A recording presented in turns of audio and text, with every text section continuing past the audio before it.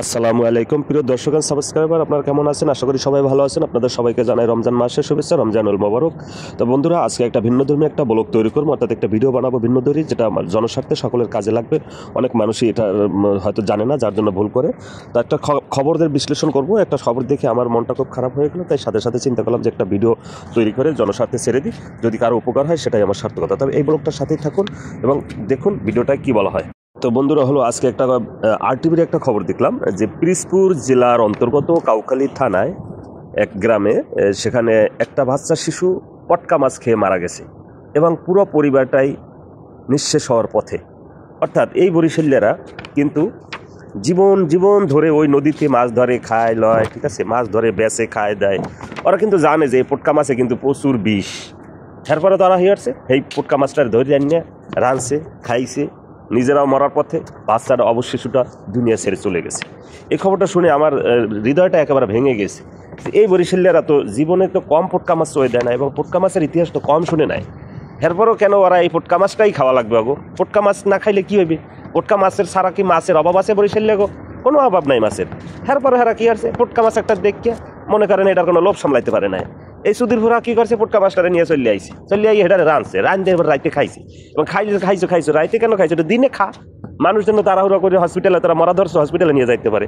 হ্যাঁ না, তারা খাইয়ে রাইতে খাইয়ে হইয়ে রয়েছে।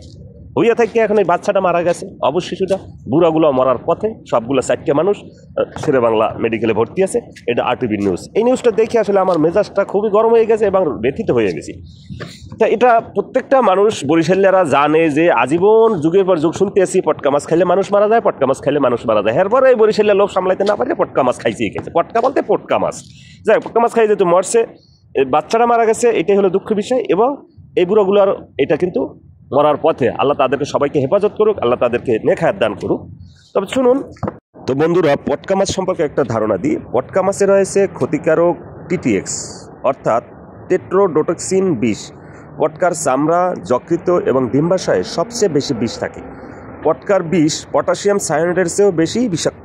অর্থাৎ পটকার বিষ যেটা হয় সেটা পটাশিয়াম সায়ানাইড, একটা কীটনাশক, যে এটার চেয়েও বেশি বিষাক্ত। পটাশিয়াম সায়ানাইড কেমন বিষাক্ত? পটাশিয়াম সায়ানাইড যদি কোনো একটা মানুষ খায় তাহলে প্রথমেই সে অজ্ঞান হয়ে যাবে এবং 10 থেকে 15 মিনিটের ভিতরে সে মারা যাবে।